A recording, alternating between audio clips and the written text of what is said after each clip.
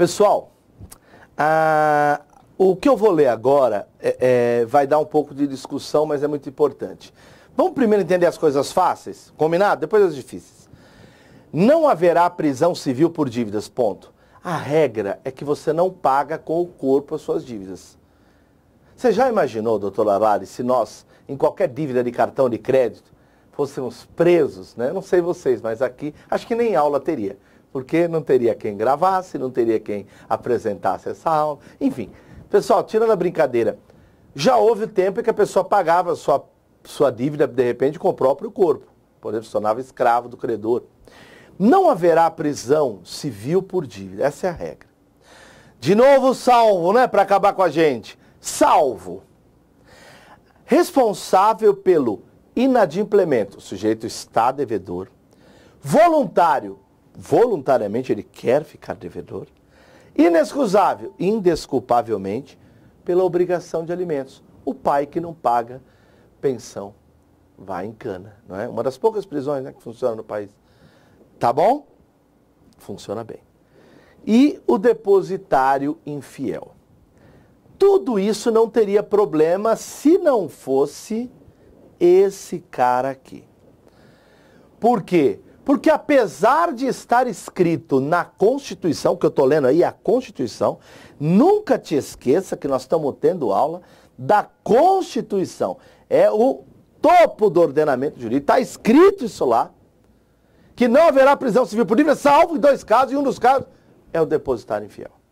E hoje no Brasil, apesar de estar escrito isso aqui, vocês vão entender o porquê, não pode prender depositário infiel por dívida civil, tá?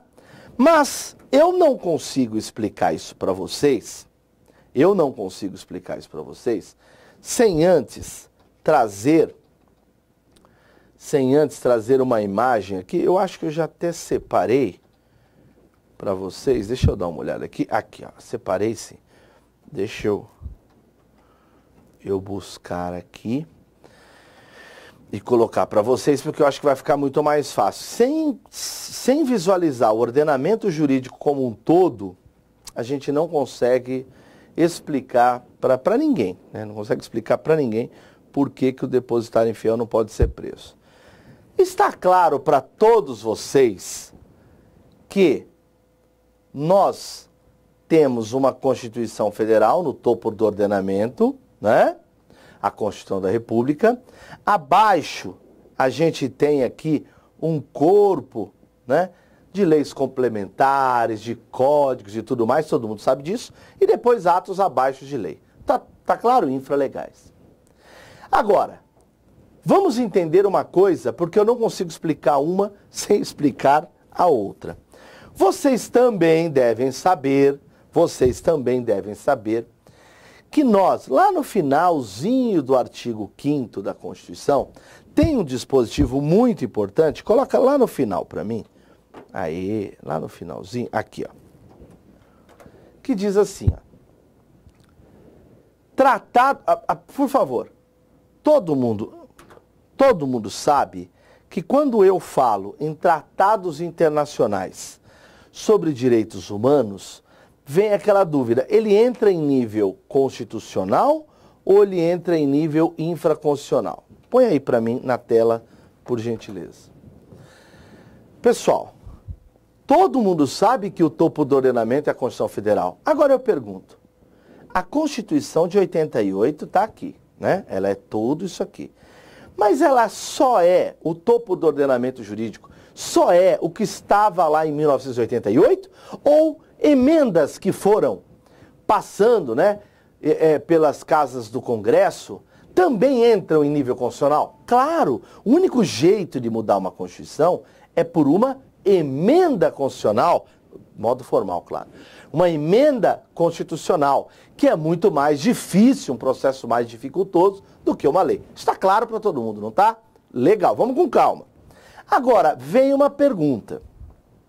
Como enfrentar o artigo 5º, parágrafo 3º, que diz assim, ó, tratados e convenções internacionais sobre direitos humanos que forem aprovados em cada casa do Congresso, 2 casas, né, Câmara e Senado, em 2 turnos, por 3/5. 3/5 é 60%, tá bom, pessoal? Não esqueça que 3/5 é 60%, tá bom? Legal. Se for em cada caso, em 2 turnos, por 3/5 dos votos, serão equivalentes às emendas constitucionais. Ora, eu pergunto então para vocês, se os tratados e convenções internacionais, o Brasil ele assina tratados e convenções, quando ele entra no ordenamento jurídico, qual é a regra? O que vocês acham? O Brasil assinou um tratado e convenção internacional. Em regra, ele não entra aqui, ó, em nível constitucional, esse tratado. A regra é que os tratados internacionais, não é? Que não se trate de direitos humanos, eles entram em nível de legislação infraconstitucional, em nível de legislação. Essa é a regra. Só que aqui a gente está lendo uma coisa estranha. A gente está lendo que tratados e convenções internacionais, se eles forem sobre direitos humanos, e se forem aprovados, então é um mais, ó, tem de ser sobre direitos humanos, aprovados igual uma emenda. Aí eles serão iguais a emendas, meu Deus do céu. Um tratado sobre direitos humanos, aprovado igual a emenda, será igual a emenda. Agora, se for só sobre direitos humanos, será igual a emenda? Não. Se for só aprovado igual a emenda, mas não for direitos humanos, será igual a emenda? Não. Ou seja, pessoal, tem de ser sobre direitos humanos e aprovado igual a emenda. Então, se eu tiver um tratado aprovado igual uma emenda, mas sobre questão imobiliária, ele não vai entrar no Brasil num nível de Constituição. E falar que entrar em nível de Constituição é muito importante, porque está acima da legislação. Não é verdade? Muito bem. Ah, professor, eu entendi então a questão. Se for sobre direitos humanos e aprovado igual emenda, aí ele entra em nível de emenda. Só não sei o que isso tem a ver com o depositário infiel. Calma. Veja que interessante. Para você entender a questão do depositário infiel, essa questão, muito tempo foi discutida. Só um discurso histórico rápido. Eu não sou muito velhinho, mas eu era escrevente, né? Você tinha, o decreto 911 de 69 tratava da questão da busca e apreensão envolvendo alienação fiduciária. Você comprava o carro, até hoje você compra, vai um boleto, parece uma Bíblia, né? No Velho Testamento. 1/180, a mulher feliz, ai que bom. Por que 2/180, 3 barras? Aí o marido explica que são 180 parcelas de R$2.000. Ela quer matá-lo. Então, eu pergunto, o cara não conseguia pagar, ele era intimado a devolver o bem ou o valor em 24 horas. E aí, moral da história, transformava aquela alienação fiduciária e busca e apreensão em prisão. E decretava a prisão. Tinha juiz que decretava a prisão? Lógico que eu estou resumindo para não cansar. Já basta que eu já canso vocês. Tinha juiz que decretava a prisão, tinha juiz que não decretava a prisão. E até que o Supremo falou o seguinte, olha, o Brasil é signatário do Pacto São José da Costa Rica. O pacto proíbe a prisão civil por dívida. Então, no caso, só vai vingar a prisão civil no caso de obrigação alimentícia. Depositário não pode. Mas isso era uma decisão do Supremo. Apesar de ser uma decisão do Supremo, tinha juiz que dava prisão, tinha juiz que não dava prisão. Bom, o que houve numa grande decisão, numa importante decisão? Os juízes entenderam o seguinte, olha, esse tratado, ele na verdade é um tratado internacional sobre direitos humanos, legal. Mas ele passou pelo procedimento de emenda? Não. Então ele não é nível constitucional. Legal. Ele é um tratado sobre direitos humanos que não passou pelo processo de emenda? Então ele está abaixo da Constituição. Isso é fato. Só que aí, olha que engenharia. A legislação que mandava prender é essa. O que o Supremo fez? Esse tratado é sobre direitos humanos, mas não passou igual uma emenda. Ele entra não em nível infra, acima da lei e abaixo da Constituição. Acima da lei e abaixo da Constituição. Como assim? Então ele entra em nível de supralegalidade. Supra acima da lei e abaixo da Constituição.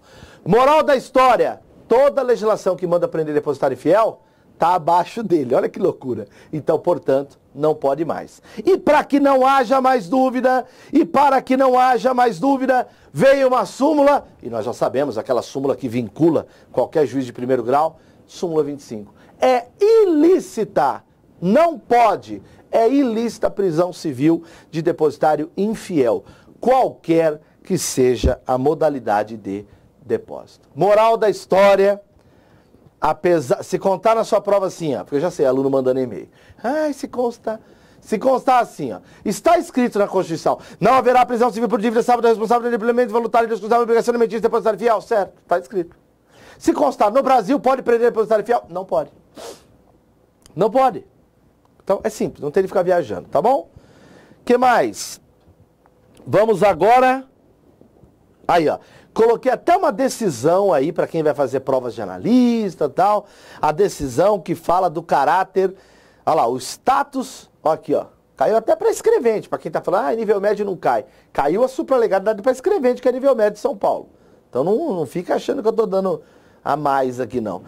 O Estatuto Normativo Supralegal dos Tratados Internacionais de Direitos Humanos, subscritos pelo Brasil dessa forma, torna inaplicável a legislação infra, ou seja, não pode mais prender depositário infiel, porque agora o status do Pacto São José é de supralegalidade. Agora, não confunda e saia por aí falando. O professor falou que todo tratado é supralegal. Não. Se o Tratado for de Direitos Humanos aprovado igual uma emenda, ele entra aqui, ó, em nível constitucional. Se for um tratado igual o Pacto São José, que não passou pelo processo de emenda, é a supralegalidade. E os demais, legislação, for um tratado que não está aqui, é óbvio que ele está em nível de legislação. Tratado sobre questão tributária, tá bom? Vamos embora. Agora, não, vou parar nessa aulinha. Vou parar porque daqui a pouco eu falo do habeas corpus, né? Vou continuar com os remédios. Beleza? Vamos tomar um cafezinho.